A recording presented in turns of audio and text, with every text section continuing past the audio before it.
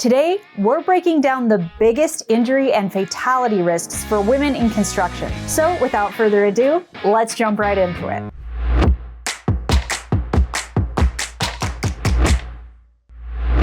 If you like our YouTube videos, make sure to check out our video subscription to access over 150 video courses. Check it out at allysafety.com. Hi, I'm Rachel from Ally Safety, and in honor of Women in Construction Week, today's video is focused on the biggest risks for women in construction, so we can work together to better prevent injuries and fatalities. Now, today, the percentage of women in construction is around 11%. Roughly half are in the office and support roles. A third are in management and professional positions, and 1/5 work in the trades. Because of that, our roles in construction have a different overall makeup than men's, and so do some of the major risks. Women in construction consistently report facing two major issues: workplace culture and health and safety. As you'll see in this video, both of those factors actually influence the overall risk. To start, let's look at what causes the most injuries for women in construction. Number 1, poorly fitting personal protective equipment, also known as PPE. Poorly fitting PPE is putting women in construction at risk. A study found 77% of women face hazards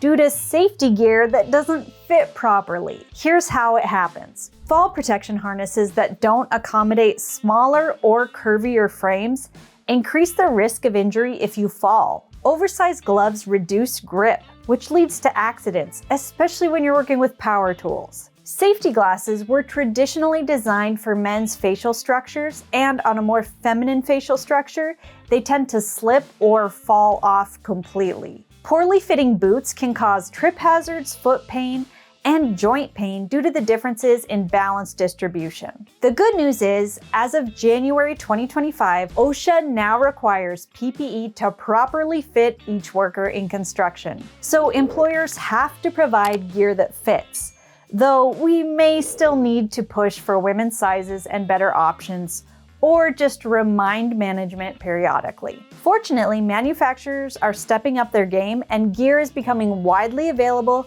that specifically targets women. Now it's all about getting it into the hands of women who need it. If you want to learn more about OSHA's new rule, check out this video. Number 2, overexertion and musculoskeletal injuries. Overexertion and repetitive motion injuries like sprains, strains, and nerve damage are the most common injuries in construction. And this is true for both men and women. But the thing is, for women, the risk is even higher. A study of union carpenters found that women suffer more wrist, forearm, and lower back injuries than men, often from heavy lifting. The problem is, most power tools are designed for men's grip strength. And when it comes to lifting, most women feel pressure to keep up with men, sometimes at the cost of their own safety. Now, to put things into perspective, men's grip strength is 60 to 70% stronger than women's. Men also have 40 to 60% more upper body strength on average. So what's the solution for us women in industry? Proper ergonomics, strength training, and using mechanical aids. These 3 things can help prevent years of chronic pain.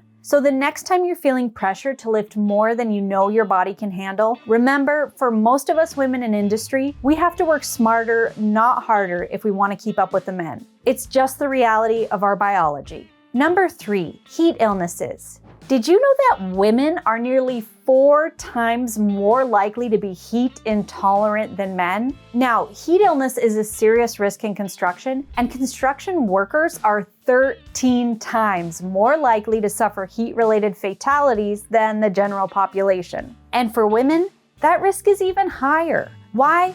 Well, it's both biology and job site culture. Let me explain. Women's bodies cool differently due to variations in body composition and sweat gland distribution. On top of that, PPE that isn't designed for women can trap heat, be bulky, and make conditions worse. But there's also a big issue that rarely gets talked about: restroom facilities on construction sites. Most sites rely on temporary facilities that are often dirty, lack hand washing stations, and don't have locks. A lot of women underhydrate to avoid having to use restrooms that are a biohazard in their own right. This increases the risk of heat illnesses, bladder infections, and other health problems. Now, site management.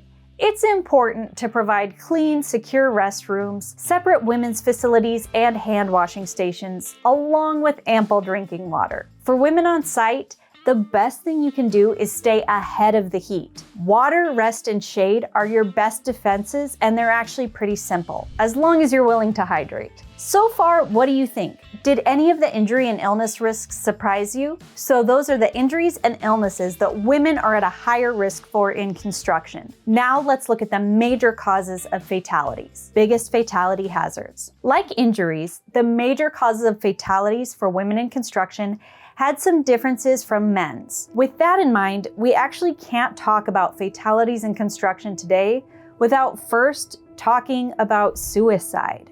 Mental health struggles are negatively impacting the construction industry to such a big extent that suicide takes more lives in construction each year than workplace accidents. In fact, once you start working in construction, your risk of suicide is higher than your risk of a job site fatality. Now, while rates of suicide among women are overall lower than men, there's still a serious and growing concern. Here are some reasons why. Many women face a hostile work environment, including belittling remarks, harassment, and even physical assault. Surveys show most women in construction have experienced sexual harassment from male coworkers or supervisors. Being the only woman on a job site can be even further isolating. Along with that, single moms, pretty much all moms, and caregivers struggle with work-life balance, so they're feeling like they're failing both at home and on the job. Lastly, fear of job loss makes many women hesitant to report safety hazards or harassment. Now, these challenges take a huge toll on mental health. That's why it's so important for leadership to acknowledge these issues, talk about them, and address them. As humans, we don't always see struggles that aren't our own. Now, if you're struggling, reach out, not only to your friends and coworkers, but also be aware the National Suicide Prevention Hotline is 988. It's free, confidential, and available 24/7. Having a support system and friends to lean on can literally make all the difference. The statistics alone show if you're struggling mentally, you are not alone.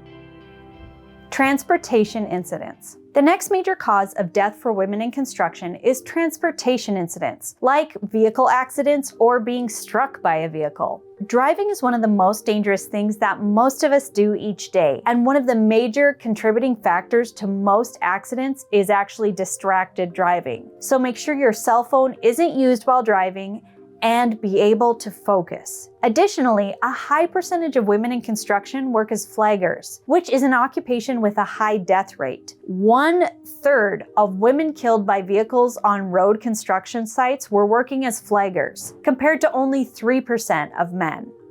Workplace violence and homicide. This is an issue that no one in workplace safety is talking about, but everybody should be. Did you know that homicide is a leading cause of workplace deaths for women in the US? Most workplace homicides involving women aren't committed by coworkers. They're actually committed by people from outside the workplace, most often intimate partners or exes. In fact, 33% of female workplace homicides involve someone they had a relationship with, and nearly 80% of those are committed by an intimate partner. By comparison, coworkers are responsible for just 14% of those fatalities. If someone is threatening or stalking you, take it seriously. Report it to your supervisor whether the threat comes from inside or outside of work. Let site security know or a trusted coworker know. If you need help, call the National Domestic Violence Hotline. They can help you create a safety plan. The number is 800-799-7233. Whether it's an ex, a coworker, or a stranger, your safety at work matters. Lastly, we have falls from heights, which are the #1 cause of construction fatalities for both men and women. Now, women are especially vulnerable due to poorly fitted fall protection harnesses. A loose or improperly secured harness increases the risk of slipping out of the gear entirely during a fall. The gear can also slip up, which causes injuries as well. Getting a harness that is designed for both your weight and height is critical. Also, sometimes us women need more adjustment in the harness leg and chest straps so that they can accommodate a wider range of body types. When you're wearing a harness, remember, keep those leg straps and chest straps snug. If the chest strap in particular is not snug, you can actually fall up out of your harness upside down, or it can choke you. Remember, OSHA now mandates PPE has to fit on construction sites. So if you need help justifying getting your own harness, you've got all the backing that you need. If you need more information on how to get a better fit specifically for women, check out this video. Those are the biggest risks for injuries, illnesses, and fatalities for women in construction. What did you think? Did any surprise you? Let me know your thoughts in the comments below. And if you're a woman in construction, let us know what hazards you deal with. By increasing awareness of the biggest risks and taking steps to reduce them, we can make this industry safer for everyone. Make sure to thank a woman you know who works in construction this week. As always, take care and stay safe. Hi, Rachel from Ally Safety here. If you enjoyed this video, make sure to check out the Ally Safety Toolbox Talk membership at allysafety.com. There you'll find an entire library of videos that are created to make safety entertaining. I'll see you there at allysafety.com.